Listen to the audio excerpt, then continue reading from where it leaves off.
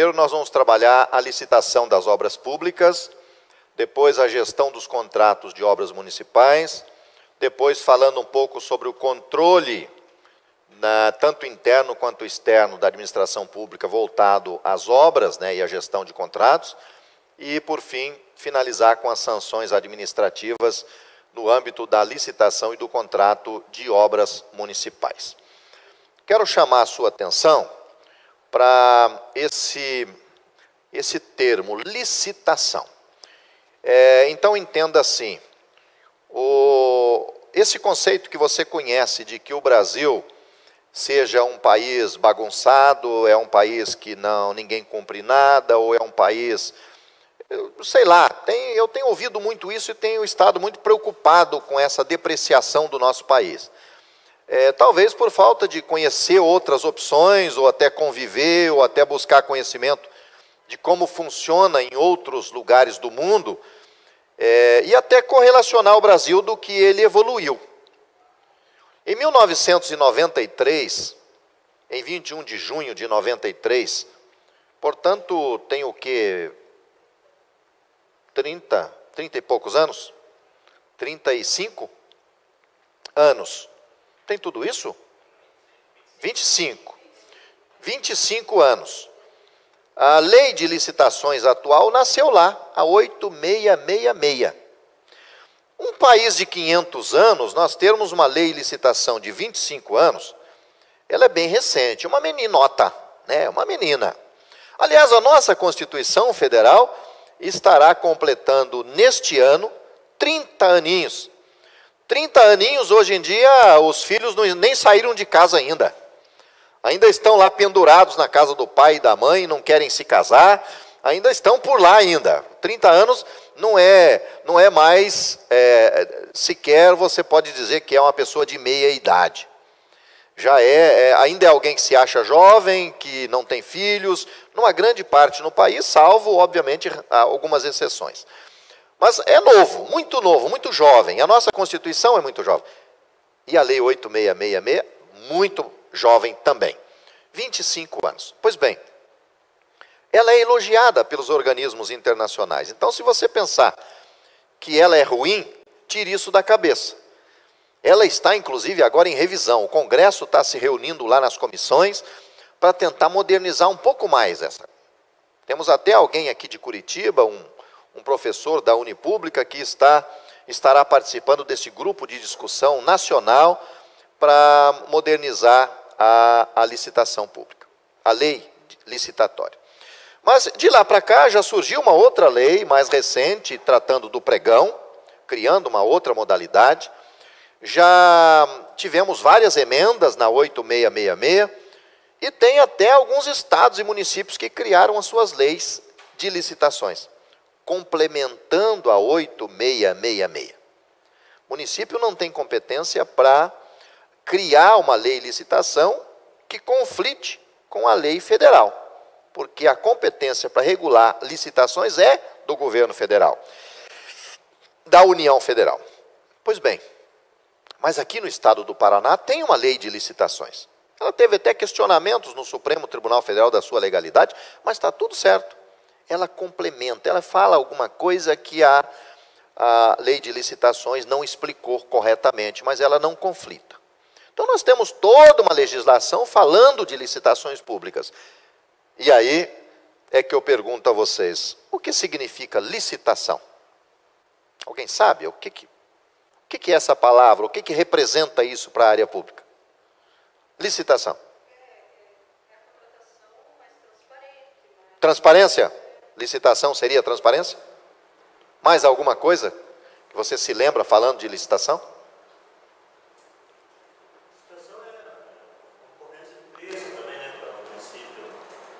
Promoção de concorrência.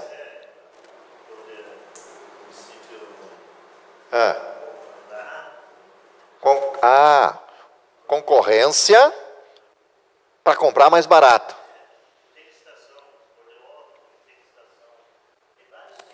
Várias licitações nas obras,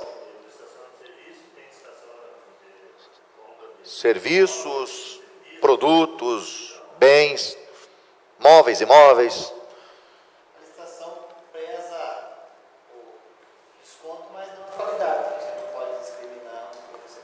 A licitação, ela não pensa só no menor preço. Você não consegue comprar um produto de boa qualidade. Eu acho que Mas então você está buscando o quê? O preço ou a boa qualidade? eu queria procurar boa qualidade. Né? Boa qualidade. Eu não consigo. Tem que ver o nada para digital. E foi dito ali que é para uma concorrência para pegar o menor preço. Muitas vezes você Ah, buscar a qualidade, você acaba podendo cair no pecado de direcionar. às vezes você quer a melhor qualidade, mas você complica a concorrência, você direciona para alguém. Tudo isso aí, tem tudo isso aí, muito mais. Ninguém errou aí não. Ninguém errou aí não. Esse conceito de menor preço, ótimo. Concorrência é para isso, para encontrar o melhor preço. O menor preço. Mas é só para encontrar o menor preço? Não. É só para dar transparência? Não. É só para promover a concorrência? Não. É só para buscar a qualidade? Não. É tudo isso e muito mais.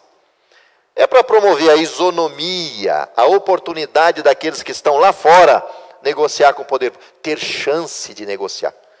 Então imagina se nós todos aqui fôssemos na nossa cidade, tivéssemos uma atividade lá, vamos dizer que, sei lá, mecânicos, nós fôssemos lá, tivéssemos oficinas mecânicas, ou oficinas de manutenção. E aí, a prefeitura ou a Câmara resolve terceirizar a manutenção dos seus veículos. Tem Câmara Municipal aqui, tem aluno aqui que é de Câmara e que a Câmara tem um carro, um veículo? Tem veículo a Câmara. Tem alguém que é da Prefeitura aqui? Tem, né? Prefeitura. Prefeitura tem uma frota de carros, máquinas e tudo, né? Então exige manutenção, não exige? Pois é. Quem está lá fora quer participar, porque ele quer ter lucro, ele quer prestar o seu serviço e ter lucro. E se todos nós fôssemos donos de oficina na cidade, é provável que no meio, dentre nós, tivesse algum que iria dizer, eu não quero participar da prefeitura, não quero vender, eles pagam mal, atrasam, são caloteiros. Pode ter. Pode ter alguém que diga, Deus me livre esse prefeito, é meu inimigo, meu adversário político, não quero nem conversa, não vou nem passar perto da prefeitura. E não leva a proposta. Mas pode sobrar um grupo que quer participar. E aí, como é que esse grupo participa? É o que é mais amigo do prefeito? É o que carregou a bandeira na campanha, ou que financiou a campanha, ou que emprestou alguma coisa para a campanha? Não. Todos os que estiverem nas mesmas condições, a lei diz que tem que ter a mesma oportunidade. Então, a licitação é uma oportunidade de concorrência aberta para preservar a isonomia, o direito de igualdade daqueles que se encontrarem lá fora, na iniciativa privada, terem as mesmas oportunidades de negociar com o poder público, porque, afinal de contas, você se lembra quanto é o orçamento do seu município? Alguém se lembra do orçamento anual do seu município, da Câmara ou da Prefeitura? 200 milhões por ano. Hã? 72 milhões, 200 e tantos?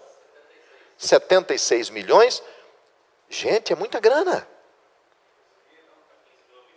Eu pagaria metade das minhas dívidas com essa grana. A outra metade pagaria com o orçamento seguinte, lá de 2019. Mas vejam bem vocês. Você já pensou, milhões, não tem gente querendo negociar? Tem, está assim, ó. O material de construções, o posto de combustível, a autopeças, quem mais? A livraria e papelaria, até o agricultor que produz os produtos da economia familiar querem vender lá mandioca, limão, tomate, para alimentação escolar, para merenda. Quem mais quer negociar? Os que prestam serviços, os que constroem obras, os que fornecem a recuperação da iluminação pública, não tem lá uma contratação para alguém terceirizado, mas não tem só um eletricista na cidade, então a gente precisa de pensar nessa oportunidade de criar um sistema. Foi isso que foi feito. É um sistema para que nós possamos dar oportunidade a eles. E nesse sistema tem princípios, porque o poder público não pode também chamar todos eles e dizer, todos vocês vão participar então. Beleza, eu cumpri isso. Quais são os critérios para participar? Pode oferecer qualquer coisa? Não, eu tenho que pensar na melhor proposta que todos vocês ofertarão para o poder público. Aí vem os princípios da melhor proposta, que talvez seja pelo preço e talvez seja pela qualidade. Quer ver um exemplo prático? Nós vamos comprar cimento. Uma obra de cimento, você bota a marca do cimento no orçamento quando você pede cimento? Não. E se... Que tenha uma obra que tenha uma especificidade, tipo assim, o tipo tem que ser o tipo, né? Não a marca, o tipo. E quando você... aquela obra precisa de determinada situação, tipo assim, assentar uma cerâmica. Se é uma precisa de um tipo de massa. Mas para comprar cimento, vamos dizer cimento para fazer concreto. Quando a gente pede o cimento, a gente está pensando na qualidade ou no preço? Quando eu abro um orçamento, uma licitação para comprar cimento, eu digo que preço. O cimento é um produto padrão e que se compra pelo preço. Ótimo. Combustível se compra pelo preço. Deixa o pneu por enquanto, e já nós falamos de pneu. Pneu é um probleminha sério aí que merece uma orientação melhor. Vamos pegar um produto mais complicadinho? Vocês querem contratar uma empresa para realizar o concurso na cidade. Olha só, vou contratar uma empresa e aí ela vem e vai cuidar do concurso para a gente aí. Acontece isso, gente? Contratar uma empresa para fazer um concurso? Do começo ao fim, ela se responsabiliza. Tem empresas aí que ela se responsabiliza até a aprovação do processo lá no Tribunal de Contas. Ela tem um vínculo no contrato para, se precisar de informações e acompanhamento do processo, ela dá essa assessoria. Pois bem, não é o mesmo que eu comprar cimento. Nesse momento, na contratação desse tipo de serviço, eu não posso pensar que o preço seja o melhor. Porque pelo preço, pelo menor preço, eu não posso contratar uma empresa que não tenha qualidade. Então, eu vou ter que criar uma licitação com 3 envelopes, onde o primeiro envelope tem a habilitação das empresas. Em toda concorrência pública tem 2 envelopes, ou 2 momentos de comprovação. O primeiro, onde você julga a habilitação, né? O segundo, onde você julga a proposta. Só que a proposta, no caso que eu vou analisar uma empresa para realizar o concurso, eu quero uma proposta dela desmembrada em 2 envelopes. O primeiro envelope, ela vai comprovar a qualidade dela. E eu vou dando pontos para a qualidade dela. No segundo envelope, só se abre o terceiro envelope. O primeiro foi para habilitação. Certidões, tudo que é o contrato social. Existe essa empresa? Existe. Ela está idônea, ela não deve poder público, não está com problema na sociedade? Não. Bom, vamos para a segunda fase. Segunda fase, então, a qualidade. Eu meço a qualidade numa fórmula, jogando pontos que eu previ lá no edital. Beleza. Aqui estão definidos, então, as qualidades de 1, 2, 3, 10 empresas. Abrimos o terceiro envelope. No terceiro está o preço. Quando eu identifico o preço, eu preencho um outro espaço da planilha e faço o cálculo geral e puxo um número final. Essa planilha é uma equação, onde ela avalia os itens da qualidade e conferem com o preço. Pode ocorrer tranquilamente, e tem ocorrido, de quem ofereceu o menor preço perdeu a licitação, porque a qualidade também é menor. E quando você dá pontos para a qualidade, ela desequilibra e você considera os 2. Bom, isso aqui, obviamente, que merece um outro curso, né? Só para tratar desses detalhes de como é que se realiza. Mas eu quero dar uma noção geral sobre as licitações para vocês. Pois bem, pontos interessantes de nós falarmos aí sobre as licitações públicas. Primeiro, vamos dividir as licitações em 2 fases. Licitação pública se divide em 2 fases: interna e externa. Tá? Eu estou na fase interna da licitação, enquanto eu tratar de tudo sem publicar. Quando eu passo para a fase externa, foi no momento que eu publiquei, que eu levei para terceiros a informação de que existe uma licitação com as regras que ela vai seguir. Eu iniciei a fase externa dizendo, vocês todos aqui têm uma oficina mecânica, então venham participar que a gente está contratando serviços mecânicos. dia tal vai ser a abertura, você tem que trazer isso, já tem um edital, eu já publiquei e já foi para terceiro convite. Eu não posso mudar mais a fase interna e nem posso voltar para ela. Mas eu permaneci na fase interna até eu ter certeza que eu estou pronto para iniciar a fase externa. A fase interna não tem prazo. Mas quando eu entro para a fase externa, aí os prazos começam a correr. 5 dias, 3 dias, 15 dias, 30 dias. Depende de cada movimento aqui, tem prazo para cumprir e prazo fatal. Por exemplo, quem não impugnar o edital no prazo previsto para impugnação ao edital, perdeu o direito de impugnar o edital. Quem não apresentou o envelope no local e na hora exata para apresentar o envelope ou comparecer para acompanhar a licitação, perdeu a oportunidade de participar da licitação. Quem não compareceu para assinar o contrato, um vencedor lá, que foi julgada a proposta, no final ele foi vencedor e ele não veio assinar o contrato, perdeu a oportunidade de fazê-lo. E assim nós vamos perdendo, criando regras rigorosas de prazo. Lembrando que na fase interna não tem rigor de prazo. Tem prazos que nós colocamos para os departamentos, mas não são prazos que vai anular a licitação ou que vai modificar ela em nada. Digamos que num fluxograma interno, a gente diga que o setor jurídico tem que dar parecer em 3 dias nas licitações na fase interna. E o setor jurídico justificou, olha, tive aí um mandado de segurança, eu tive que correr, montar prazo, então peço mais 3. É tranquilo, é uma questão administrativa.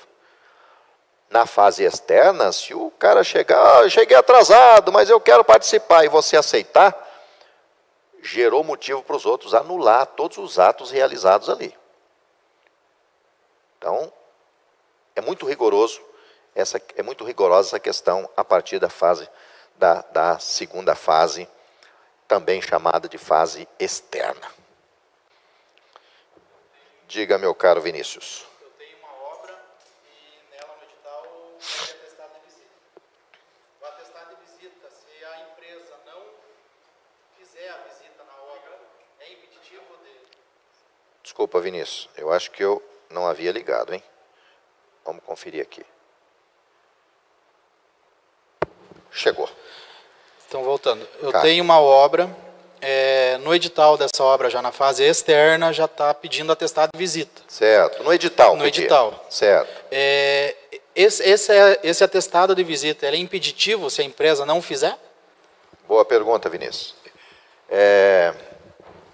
Se forem lembrando de fatos assim, vão perguntando, porque esse tipo de assunto aí é lá para um curso mais extenso, onde a gente minucia o edital, essa coisa toda, mas surgiu a pergunta, a gente vai atender.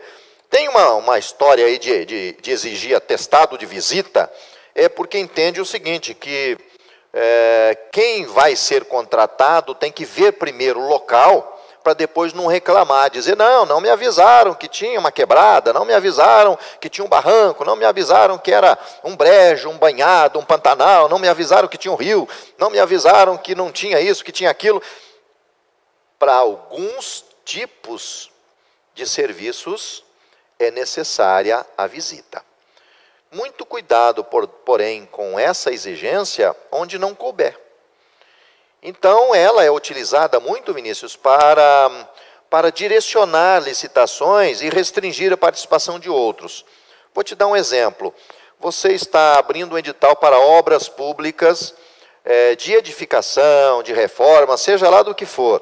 Absolutamente perfeito o pedido ou a exigência de visita anterior. Porque, eu quero a pintura do prédio. Tem que alguém ir lá e ver o prédio. Quando ele fizer a proposta, ele tem conhecimento do que ele...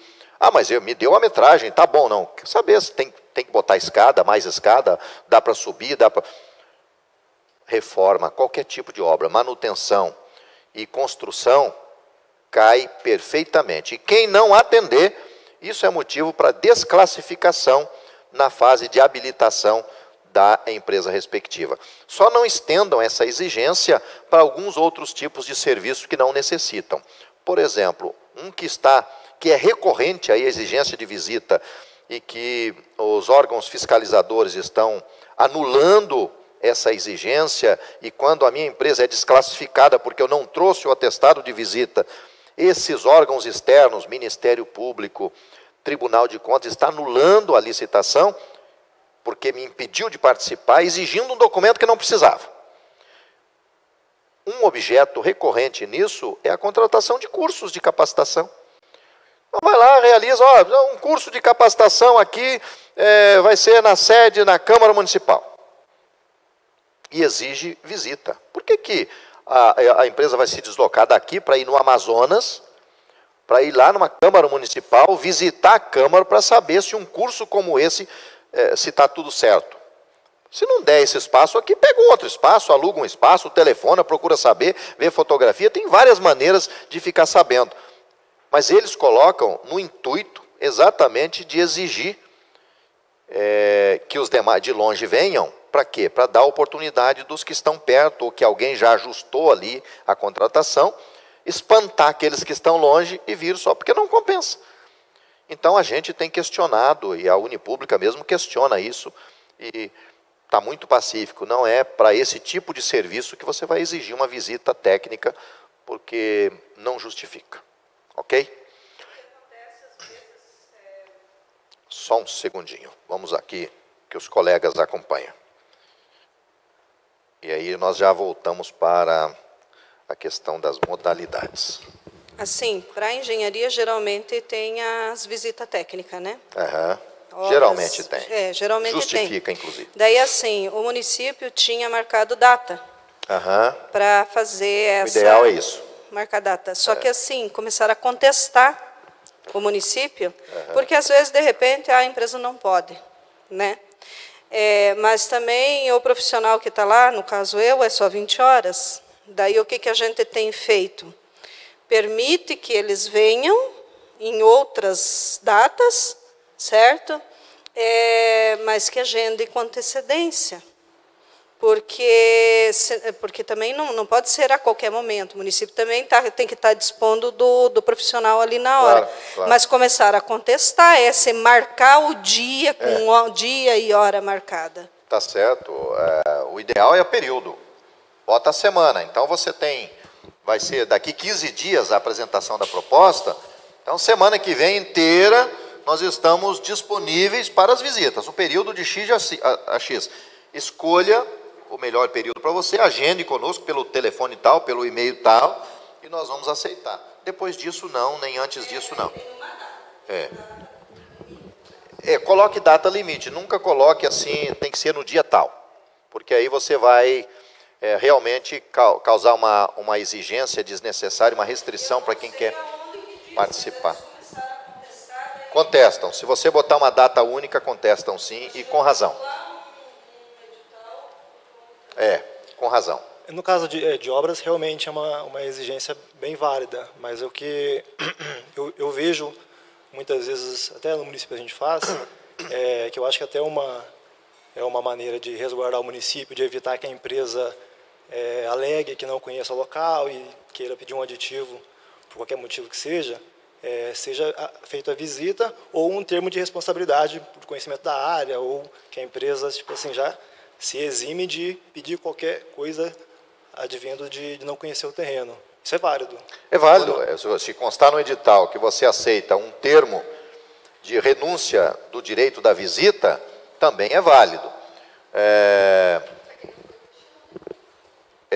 Mas eu apenas, quando eu disse que pode haver uma desclassificação da empresa, em casos específicos onde vocês já sabem que é preciso a empresa conhecer de fato, sob pena dela pensar só no preço e não ter análise. Vai ter momento muito específico que tem que ser uma exigência isso. Poxa, mas se ela não der conta depois é problema dela. Deixa eu dizer para vocês que não é problema dela. Todas as vezes que uma empresa iniciar uma obra e abandonar e não der conta de resolver, ou começar com discussões administrativas e judiciais, o serviço público, a obra pública, a administração pública vai perder muito com isso. O município perde, atrasam as obras, abandonam obras, O número é grande de empresas que quebram no meio do caminho e abandonam obras, vocês sabem disso. Tem levantamentos aí, precisos inclusive, dos tribunais de contas, apontando para empresas que quebraram e abandonaram a obra. Óbvio que tem vários erros que se detecta, mas um deles é você não medir a capacidade da empresa em realizar. Então, por isso que existe, pessoal, nas licitações públicas, um termo que chama inexequibilidade. Preço inexequível, que não se executa. Quando você abrir uma licitação e o preço vir muito baixo, bom, a regra básica é o seguinte, você não pode botar preço mínimo numa licitação. Você não pode dizer, vamos comprar combustível, gasolina, máximo de R$4, mínimo de 2. O mínimo você não pode, o máximo pode. Aliás, aqui no estado do Paraná é obrigatório o teto, porque a nossa Constituição do estado do Paraná exige um preço máximo em todas as licitações. Mas mínimo você não pode colocar. Só que a lei licitatória, ela prevê o seguinte, que vocês não podem negociar com empresa que ofertou um preço inexequível. Mas como é que eu chego no inexequível? Numa análise normal de avaliação de que ela não terá condição de entregar aquilo nessas condições. Exemplo, a obra dessa sala aqui ficaria em R$50 mil o orçamento da engenharia. E você disse, o máximo, o teto é 50 mil. Vem uma empresa e diz, meu preço é 20 para ganhar. Para a licitação, pregoeiro enfim, presidente da comissão de licitação, quem estiver comandando ali, vai solicitar do proponente que ele mande por escrito as razões e as suas garantias de realizar. Primeira coisa, me diga como você vai chegar a 20 mil. Não, porque eu já tenho todo o meu material e eu vou dar de graça, então comprove. Beleza, então. Você quer dar de graça o material? Tranquilo. Mas prova que você tem o material, porque não adianta ele só prometer. Você se garante que ele tem condição. Não, eu vou fazer, mas eu vou contra... Não, você prova. Cadê a sua planilha? Por quê? Não, porque o engenheiro errou. Dá para fazer por 20, porque aqui tem... Ah, realmente, nosso engenheiro errou. Dá para fazer por 20. Não, o engenheiro não errou. Por quê? Ah, porque eu ouvi isso de um colega advogado, me ligou e disse, ó, estamos no meio de uma licitação aqui e eu não sei o que fazer. Veja bem, doutor. O cara foi baixando o preço num pregão para o gás de cozinha, aquele gás para vender lá para a prefeitura, para escolas, creches, etc. Uma quantidade de 1000 botijões, não sei o quê. E virou, o pregão é uma modalidade que comporta uma espécie de leilão invertido. Né? No leilão, quando você vende um produto da prefeitura, ou a Câmara não vende por leilão, ela é proibida de fazer leilão. Se ela tiver um bem móvel, ela tem que devolver para o executivo, e o executivo é que faz o leilão. Mas o executivo está lá realizando o leilão, ele diz assim, essa cadeira, R$30, quem dá mais? 35, quem dá mais? 50, quem dá mais? 60. É assim que funciona o leilão. O pregão é o contrário. Você começa com 30, quem dá menos? Aliás, não é quem dá menos, quem entrega por menos. Porque você não está vendendo, agora você está comprando. Então, no pregão, você diz assim, qual que é a sua proposta? R$30, eu te entrego uma cadeira dessa.